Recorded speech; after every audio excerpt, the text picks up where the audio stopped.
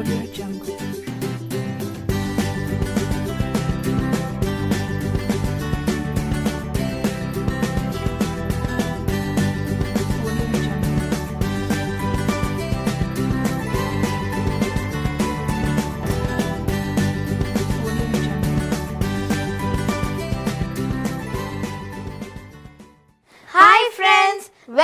To plus program.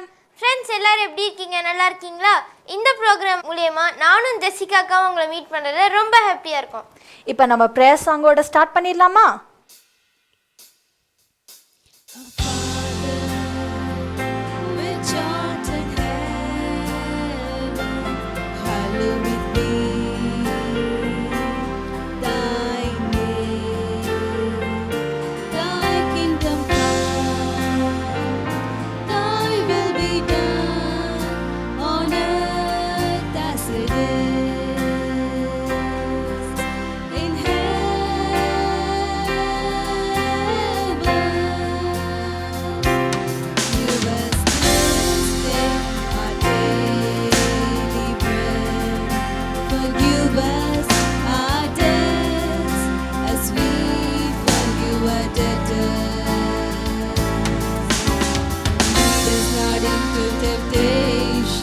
Deliver us from evil, for thine is the kingdom and the power and the glory forever.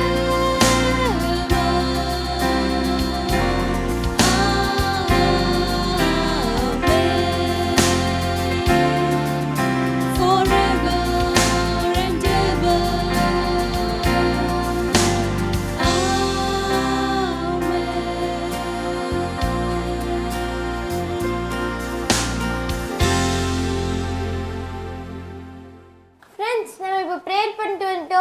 இன்னைக்கு நம்மளுக்கு ஒரு special program இருக்கு. அது என்னன்னு தெரியுமாக்கா?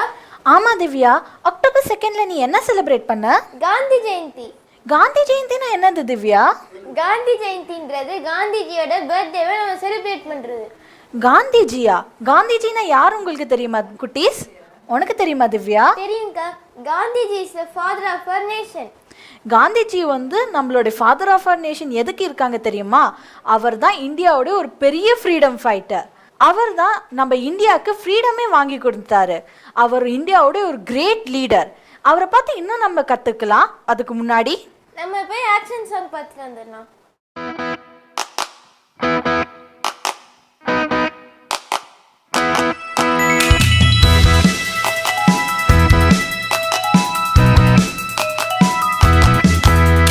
Walking with Jesus, walking every day, walking all the way.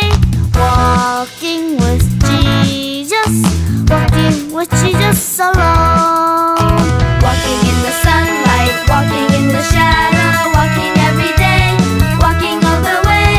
Walking in the sunlight, walking in the shadow, walking with Jesus alone.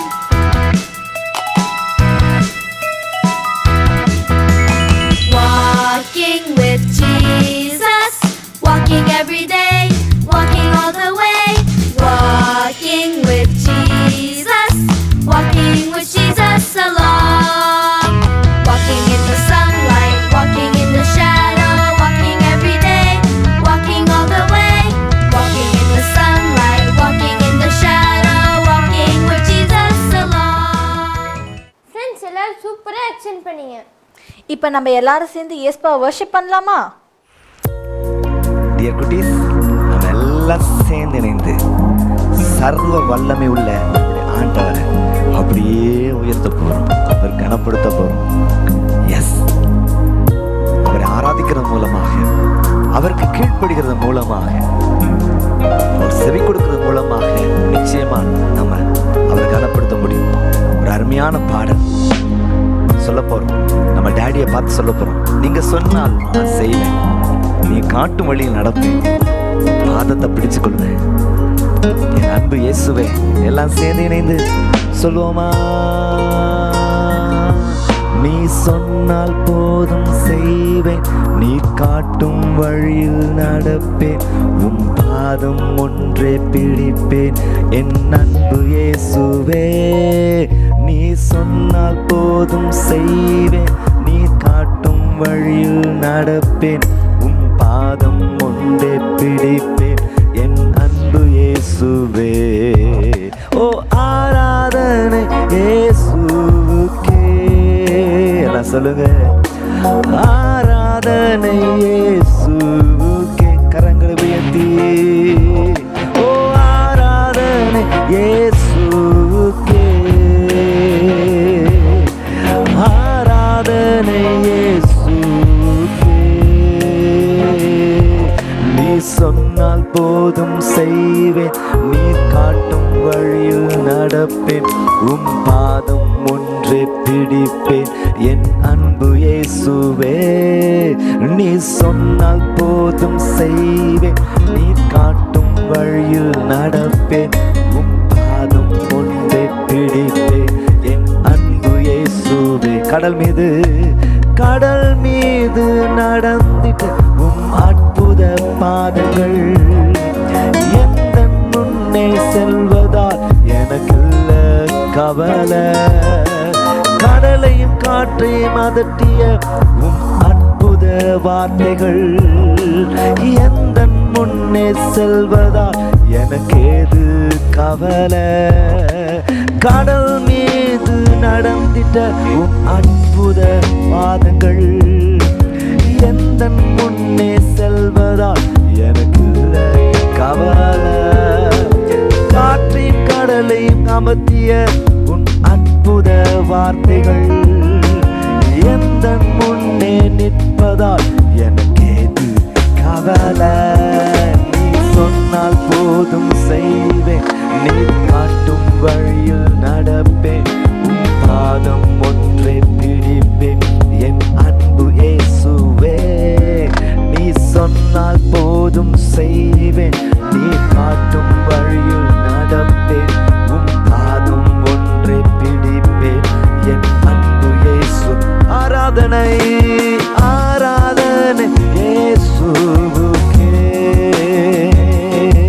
ஓ ஆராதனை இயேசு.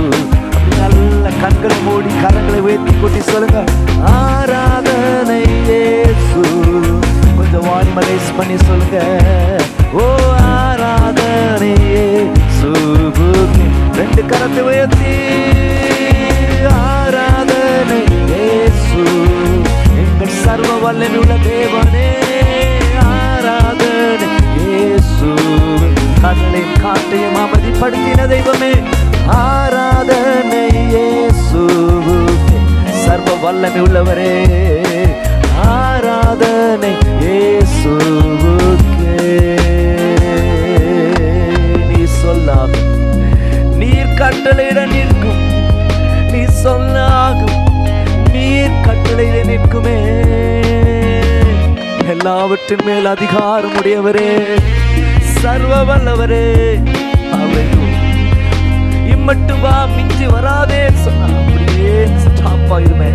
ஆண்டவரே உமக்கு நாங்கள் நன்றி செலுத்துகிறோம். ஆராதனை இயேசுவுக்கே, ஆராதனை இயேசுவுக்கே, ஆராதனை இயேசுவுக்கே, ஆராதனை இயேசுவுக்கே.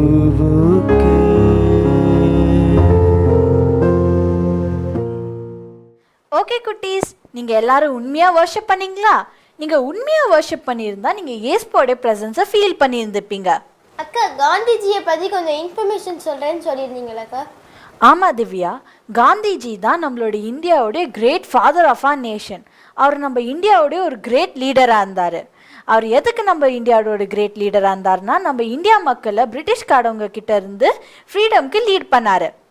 அதே மாதிரி ஏஸ்பா தான் நம்மளோட லீடர். அவர் நம்மளையும் ஒரு பெரிய லீடர் ஆக்குறதுக்கு நம்மளை ஷேப் பண்ணிட்டு இருக்கிறாரு. நம்ம பைபிள்லேயும் ஒரு கேரக்டர் இருக்காங்க, அவங்களும் ஒரு பெரிய கிரேட் லீடர். அது யாருன்னு தெரியுமா? யாருக்கா? உனக்கும் தெரியாதா திவ்யா? அது சொல்றதுக்காக தான் நம்மளுடைய கென்னடி அங்கிள் இன்னைக்கு வந்திருக்காரு. ஹலோ குட்டீஸ், ரொம்ப ரொம்ப சந்தோஷம் உங்களை பார்த்ததுல.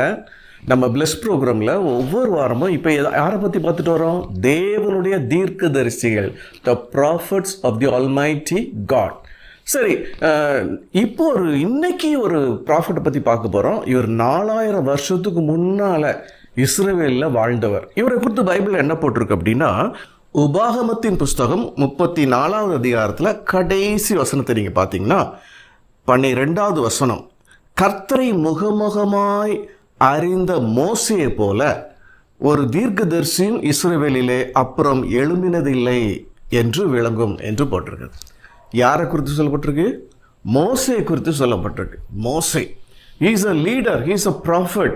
ஸோ நாம் ஆண்டவரை முகமுகமாக பார்க்க முடியுமா? பார்க்க முடியும். எப்படி பாருங்க, மோசே கர்த்தரை முகமுகமாய், கர்த்தர் அவரோடு கூட பேசினாங்களாம், காரியங்களை பேசினாங்களாம், ஆண்டவருடைய சத்தத்தை கேட்டாராம். இன்றைக்கு ஆண்டவரும் நம்மை என்ன செய்வாங்க? அவருடைய சத்தத்தை கேட்க பண்ணுவாங்க. முக்கியமாக அவருடைய சத்தம், அவருடைய வார்த்தைகள் எங்கே இருக்குது? இந்த வேத புஸ்தகத்தில் இருக்குது. வேத புஸ்தகத்தை வாசிக்க வாசிக்க நீங்களும் நானும் ஆண்டவருடைய சத்தம், ஆண்டவருடைய விருப்பம் எல்லாவற்றையும் அறிந்து கொள்ளலாம். சரி, இந்த மோசே ஒரு பெரிய லீடராக இருந்தார். எப்படின்னா, இஸ்ரவேல் ஜனங்கள் பார்வோனுடைய காலத்தில், பார்வோன்னா யார் தெரியுமா? இப்போ நமக்கு பிரசிடென்ட், பிரைம் மினிஸ்டர் இருக்காங்கல்ல, அப்படி ஈஜிப்டில் அதிகாரமுள்ள பதவியில் இருந்தவங்க, ராஜாக்களை போல இருந்தவங்க யாருன்னா பார்வோன். ஸோ இந்த பார்வோனுக்கு கீழே இஸ்ரவேல் ஜனங்கள் ரொம்ப கஷ்டப்பட்டாங்க. அந்த நாட்டில் அடிமையை போல. ஐயோ, அது மாதிரி கஷ்டம் எதுவுமே இல்லை. அப்போது ஆண்டவர்கிட்ட அழுது ஜெபம் பண்ணாங்க. ஆண்டவரே, எங்களை காப்பாற்ற மாட்டிங்களா? எங்களை விடுதலை செய்ய மாட்டிங்களா? ரொம்ப கஷ்டமாக இருக்குன்னு சொல்லி. அப்போ ஆண்டவர் என்ன செய்கிறாங்கன்னா, ஒரு லீடரை என்ன செய்கிறார்? எழும்ப பண்ணுகிறார். யார் அந்த லீடர் அப்படின்னு பார்த்தீங்கன்னா, அதுதான் மோசே. அந்த மோசே பிறக்கும் போதே உங்களுக்கு தெரியும் இல்லையா, அங்கே பயங்கர பிரச்சனை. எபிரேயர்கள் நிறைய பேர் வருகிறாங்கன்னு சொல்லி எபிரேய குழந்தைகள் எல்லாம் பிறக்கும்போது என்ன செஞ்சிருங்க, நீங்கள் கொன்று போட்டுருங்கன்னு சொல்லி பார்வோன் ராஜா சொல்லிட்டார். அவங்களாம் நிறைய ஜனங்களாக மாறிட்டு இருக்காங்கன்னு சொல்லி. ஆனாலும் இந்த மோசையை ஆண்டவர் பாதுகாத்தார். அப்புறம் ரொம்ப நாள் வளர்க்க முடியல, தெரிஞ்சிரும்னு சொல்லிட்டு அவரை என்ன செஞ்சாங்க? நைல் நதியில் விட்டாங்க. அப்போ பார்வோனுடைய குமார்த்தி, குளிக்க வந்த பார்வோனுடைய குமார்த்தி அதை பார்த்து, அந்த பேபி நல்லா இருக்கிறத பார்த்து அது வளர்க்க பிரயாசப்பட்டாங்க. கடைசியில் மோசே எங்கே வளர்ந்தார்? அரண்மனையில் வளர்ந்தார். அரண்மனையில் வளர்ந்த பிறகு ஒரு குறிப்பிட்ட காலத்தில் அவர் வனாந்திரத்தில் போக ஆரம்பித்தார். அவங்க மாமனார் ஊருக்கு போயிட்டார். அங்கே ஆண்டவர் எரிகிற முச்செடியிலிருந்து ஆண்டவர் மோசையை அழைத்தார். நீ என் ஜனங்களை விடுதலை செய்ய ஒரு தலைவனாக அவர்களுக்கு இருக்க வேண்டும் என்று சொல்லி. ஸோ தலைவன் என்றால் யார்? ஒரு குறித்த ஜனங்களை வழி நடத்துகிறவர். இப்போ நம்முடைய வீட்டில் யார் தலைவராக இருக்காங்க? அப்பா இருக்காங்க இல்லையா? சர்ச்சில் யார் தலைவராக இருக்காங்க? பாஸ்டர் தலைவராக இருக்காங்க இல்லையா? மோசே ஆண்டவருடைய அழைப்பை ஏற்று இஸ்ரவேல் ஜனங்களிடத்தில் போய் சொல்கிறார். உடனே இஸ்ரவேல் ஜனங்கள்லாம் மோசேக்கு பின்பற்றுறாங்க. கர்த்தர் அற்புதமாக 10 வாதைகளை அனுப்பி எகிப்திலிருந்து இஸ்ரவேல் ஜனங்களை விடுதலையாக்குறாங்க. இப்போ இதுக்கு யார் லீடராக போகிறாங்க? மோசே. மோசையுடைய அண்ணன் பேர் என்னது? ஆரோன். அவரும் மோசை கூட சேர்ந்திருக்கிறார். மோசையுடைய சகோதரர் பேர் என்ன? ஆரோன். இவங்க 2 பேரும் அப்படியே அந்த தலைமைத்துவம் நடத்திட்டு அப்படி போகிறாங்க. அவங்க எங்கே போகிறாங்க தெரியுமா? ஆண்டவர் ஒரு வாக்கு பண்ணாங்க. செழிப்பான ஒரு தேசம், அங்கெல்லாம் நிறைய வனாந்திரம் இருக்கும், ஆனால் செழிப்பான ஒரு இடம் பேர் கானான். ஸோ அந்த கானான் தேசத்துக்கு கொண்டு போகிறேன்னு சொல்கிறாங்க.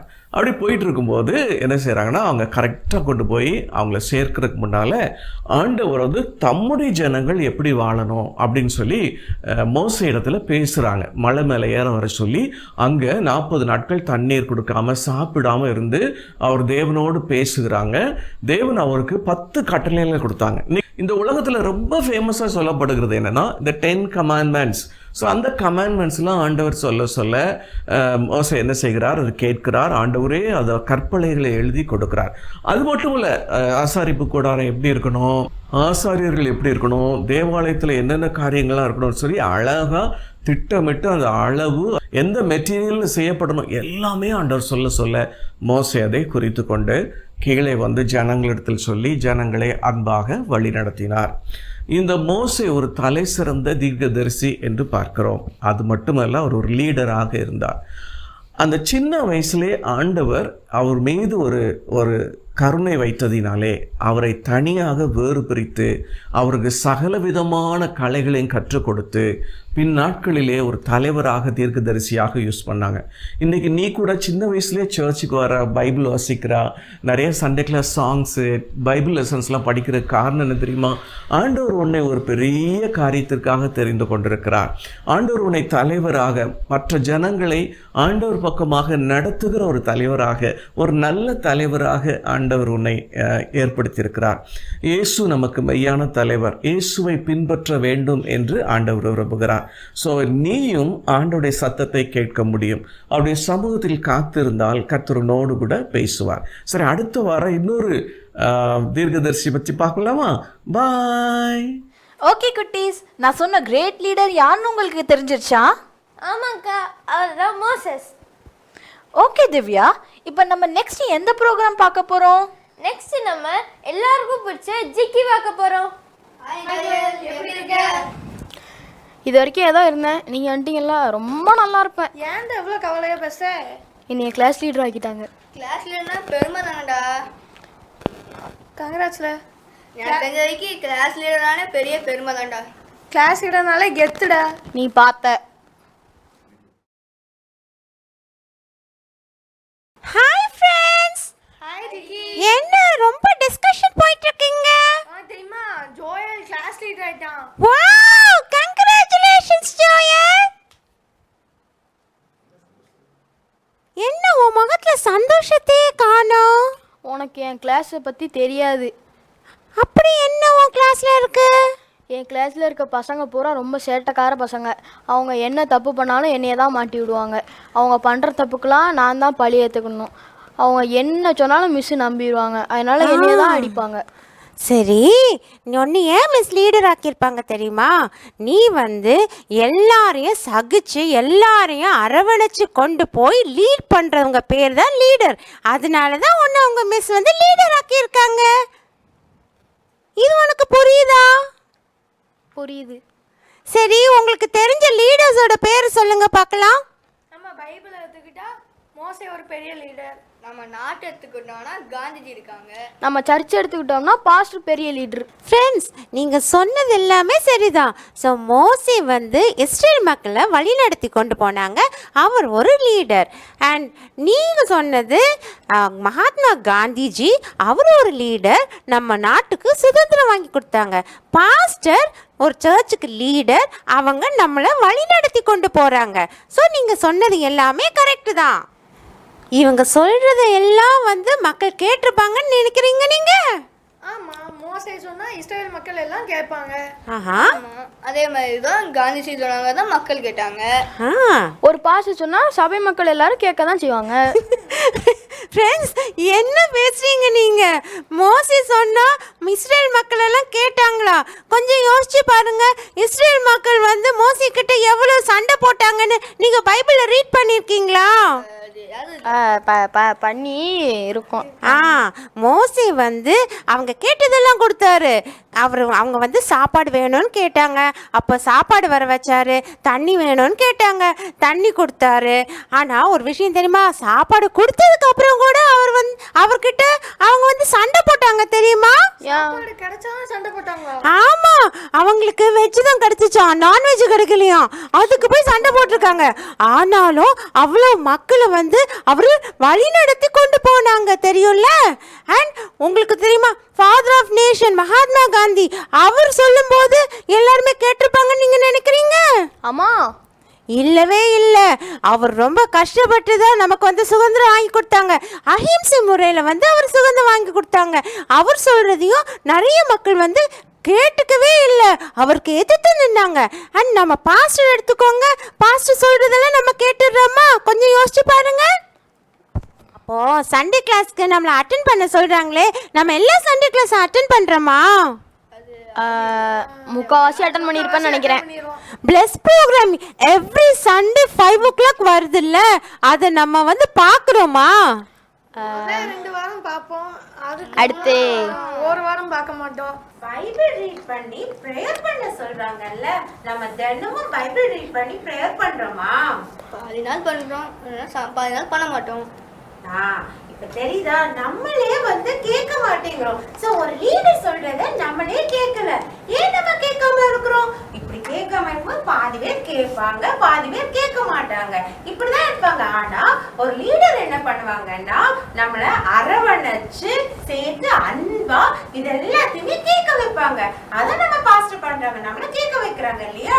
அதுதான் லீடரோட குவாலிட்டி. ஸோ லீடர்ஸ்ங்கிறது எப்படி இருப்பாங்க அப்படின்னா நம்மள அவங்க ஒரு எடுத்த கோலை வந்து அச்சீவ் பண்ணுவாங்க. ரெண்டாவது சகிப்பு தன்மையோட இருப்பாங்க அண்ட் ரொம்ப பொறுமையா இருப்பாங்க, மற்றவங்களுக்கு இன்ஸ்பிரேஷனா இருப்பாங்க. ஃப்ரெண்ட்ஸ், இதுதான் லீடர்ஸோட குவாலிட்டி தெரியுமா? ஸோ ஜோயல், உனக்கு அந்த பொறுப்பை தான் உங்கள் டீச்சர் கொடுத்துருக்காங்க. அப்படியா ஜிக்கி? ஆமாம். ஸோ சின்ன விஷயமா இருந்தாலும் சரி, பெரிய விஷயமா இருந்தாலும் சரி, ஒரு பொறுப்பை கொடுத்தாங்கன்னா அந்த பொறுப்பை நல்லபடியாக பண்ணி அதுக்கு வந்து கரெக்டாக பண்ணும்போது அந்த லீடர்ஷிப் குவாலிட்டிஸ் எல்லாமே வந்து அதில் பிரதிபலித்து நம்ம நல்ல ஒரு லீடராக வந்து விளங்க முடியும். அப்படியா ஜிக்கி? இன்னொரு விஷயம் உங்களுக்கு சொல்லவா? முக்கியமான விஷயம் ஒன்று சொல்லவா? சொல்லு ஜிக்கி. உங்களுக்கு தெரியுமா, லீடர்லயே மிகப்பெரிய லீடர் ஒருத்தவங்க இருக்காங்க. அது யாருன்னு உங்களுக்கு தெரியுமா? தெரியாத ஜிக்கி. அவங்க தான் ஜீசஸ் கிரைஸ்ட். அவர் பிறந்து இந்த உலகத்துக்கு வந்து 2000 வருஷத்துக்கு அப்புறமாவும் நம்ம அவரை ஃபாலோ பண்ணுறோம். அவர் வந்து 3 வருஷம்தான் வந்து சுவிசேஷத்தை அறிவிச்சாங்க. இப்போ நம்ம அவரை வந்து ஃபாலோ பண்ணிட்டு இருக்கோம்.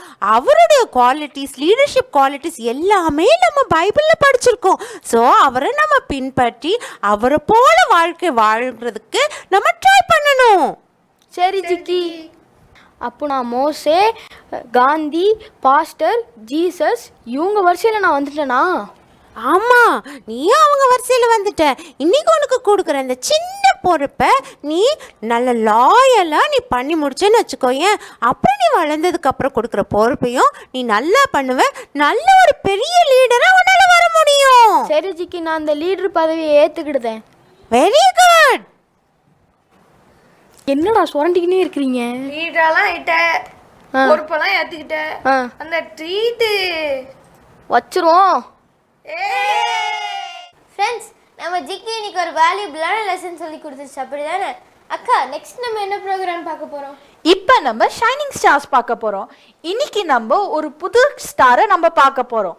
அவர் யாரு, அவர் என்ன வேலை செஞ்சிருக்கான்னு கற்றுக்க நான் ரொம்ப ஆர்வமாக்கேன்.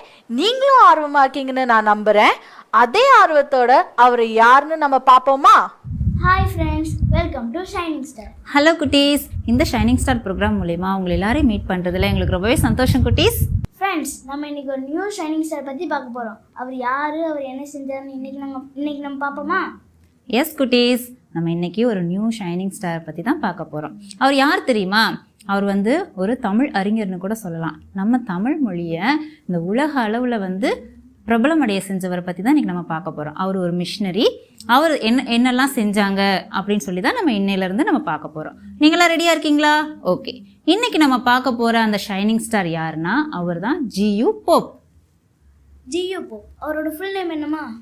ஜியு போப் அவருடைய ஃபுல் நேம் வந்து ஜார்ஜ் யூக்லோ போப். அதுதான் ஷார்ட்டாக ஜியு போப் அப்படின்னு சொல்லுவாங்க. அபி, ஜியு போப் எந்த தேசத்தை சேர்ந்தவங்க? இங்கிலாந்தில் மெல்பர்ன்ற இடத்துல பிறந்தாங்க. ஆமாம், இங்கிலாந்து தேசத்தில் மெல்பர்ன் அப்படிங்கிற பிளேஸில் பிறந்தாங்க. 1828 வருடம் ஏப்ரல் 24 பிறந்தாங்க. இவருடைய பேரண்ட்ஸ் வந்து ஜான் போப் மற்றும் கேத்ரின் அவர்கள். இவர்களுடைய பிள்ளையாக தான் ஜியு போப் அவங்க வந்து பிறந்தாங்க. ஜியு போப் வந்து சிறு வயதிலிருந்தே நல்ல கிறிஸ்துவ குடும்பத்தில் தான் வளர்ந்தாங்க. ஜியு போப்புடைய அம்மா வந்து அவருக்கு ஏசப்பாவை பற்றி அதிகமாக சொல்லி தருவாங்களாம். நம்ம இந்த உலகத்தில் இருக்கிற எல்லா மக்களையும் ரட்சிக்கிறவர் ஏசப்பா மட்டும்தான்.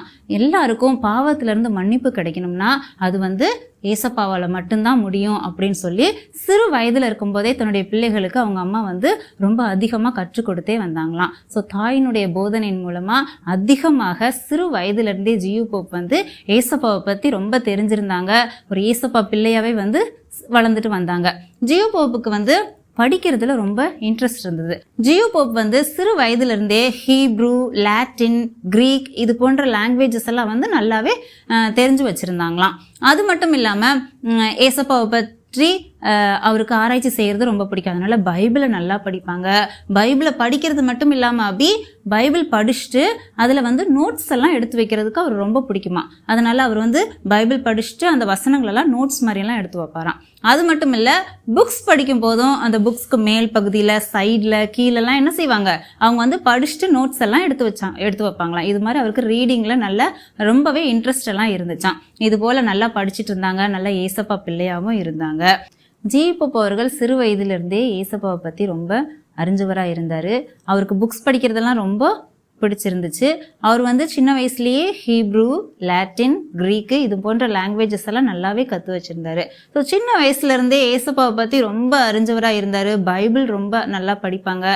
பைபிளில் நோட்ஸ் எடுத்து படிக்கிறதெல்லாம் அவருக்கு ரொம்ப பிடிக்கும். இது போல் நல்ல காரியங்கள்லாம் செஞ்சுட்டு வந்தாங்க. அவருடைய வாலிப வயது வரும்போது ஏசப்பா அவரை மிஷினரியாக அழைத்தாங்க. அவர் எந்த வயசில் அவர் மிஷினரியாக அழைக்கப்பட்டார் அபி?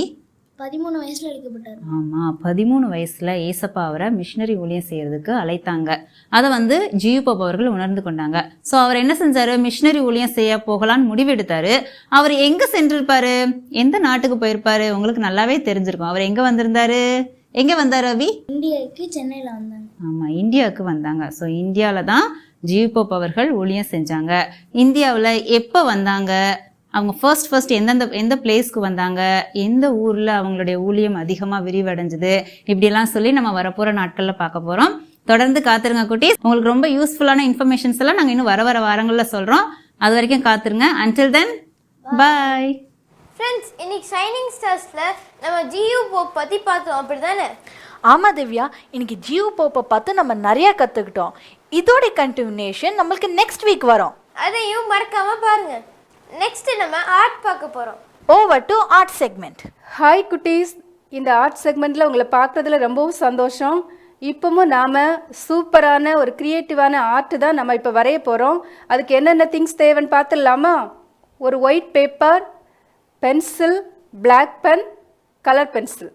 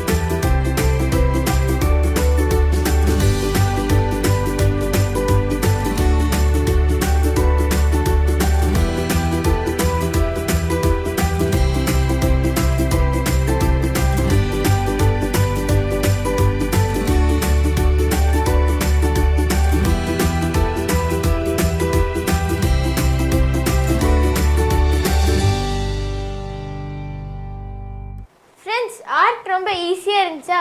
மறக்காமல் ஸ்க்ரீனில் தெரியுற நம்பருக்கு உங்களோட ஆர்ட்டை ஃபோட்டோ எடுத்து சென்ட் பண்ணிடுங்க. இப்போ நம்ம ரொம்ப இம்பார்ட்டண்ட்டான செக்மெண்ட்டில் வந்துட்டோம். இப்போ நம்ம குவிஸ் பார்க்க போகிறோம். ஹலோ குட்டீஸ், இந்த குயிஸ் செக்மெண்ட்டில் உங்களை பார்க்குறதுல ரொம்பவும் சந்தோஷம். இப்போவும் நாம் லாஸ்ட் 2 வீக்ஸ்க்கு முன்னாடி உள்ள கொஸ்டினோட ஆன்சர் என்னென்னு பார்த்துடலாமா? ஃபஸ்ட்டு கொஸ்டின், ஆண்டர்சன் அவர்களால் கிறிஸ்துவை ஏற்றுக்கொண்டு ஞானஸ்நானம் பெற்ற இருவர் யார்? Answer Rajagopal Venkatraman. Second question, வேத சத்தியமே வாழ்க்கையின் டேஸ். ஆன்சர் ஆதாரம். தேர்ட் கொஸ்டின், எலியா எதை கொண்டு தேவனுடைய நாமத்திற்கு என்று ஒரு பலிபீடத்தை கட்டினான்? ஆன்சர் கற்களை கொண்டு. ஆன்சர் சென்ட் எல்லாருக்கும் வாழ்த்துக்கள் குட்டீஸ். குட்டீஸ், இந்த வாரம் உள்ள ப்ரோக்ராம் எல்லாம் ஜாலியாக இன்ட்ரெஸ்டிங்காக இருந்துச்சா? அதில் இந்த கொஸ்டின் என்னன்னு பார்த்துடலாமா? ஃபர்ஸ்ட் கொஸ்டின், இஸ்ரவேல் ஜனங்கள் எந்த நாட்டின் அடிமைத்தனத்திலிருந்து விடுவிக்கப்பட்டனர்? செகண்ட் கொஸ்டின், மோசேயின் சகோதரன் யார்? தேர்ட் கொஸ்டின், ஜியு போப் அவர்களின் முழு பெயர் என்ன? Fourth question, G U Pope mystery பணிக்கென இயேசுவால் எப்போது அழைக்கப்பட்டார்? என்ன குட்டீஸ், இந்த கொஸ்டினோட ஆன்சர்லாம் உங்களுக்கு தெரியும் தானே?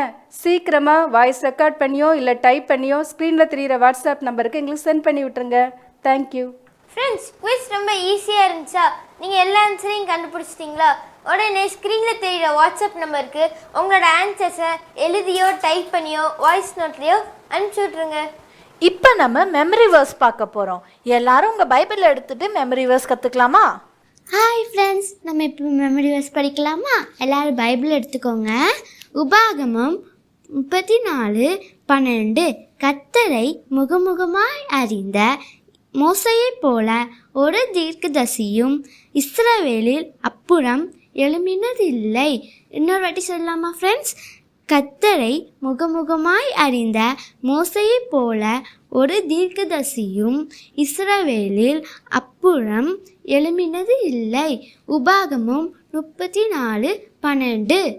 ஃப்ரெண்ட்ஸ், மெமரி வேர்ஸ் ரொம்ப ஈஸியாக இருந்துச்சா? உடனே ஒரு வீடியோ எடுத்து ஸ்க்ரீனில் தெரிகிற நம்பருக்கு உங்களோட மெமரி வேர்ஸை சென்ட் பண்ணிடுங்க. ஃப்ரெண்ட்ஸ், இப்போ எல்லாருக்கும் பிடிச்ச ஒரு சூப்பரான ப்ரோக்ராம் பார்க்க போகிறோம். என்ன ப்ரோக்ராம் திவ்யா? அதுதான் எல்லாருக்கும் பிடிச்ச பப்பட் சாங்.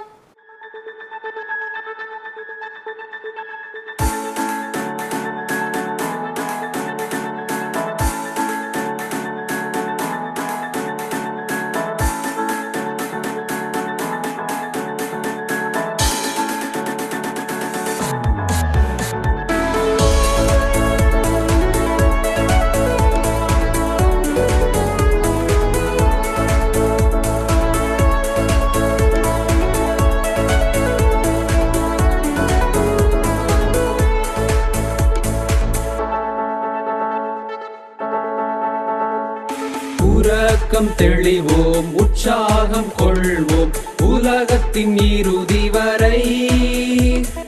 கல்வாரி தோனிதான் மழை மாறி பொழியும் நாள் வரை உழைத்திடுவோம். உறக்கம் தெளிவோம், உற்சாகம் கொள்வோம், உலகத்தின் இறுதி வரை.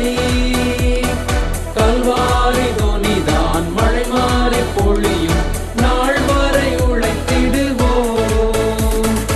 அசுத்தம் களைவோம், அன்பை அழைப்போம், ஆவியில் அனலும் கொள்வோம்.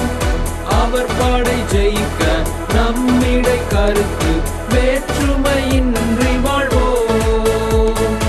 அசுத்தம் களைவோம், அன்பை அழைப்போம், ஆவியில் அனலும் கொள்வோம். அவர் படை ஜெயிக்க நம்மிடை கருத்து வேற்றுமையின்றி வாழ்வோம்.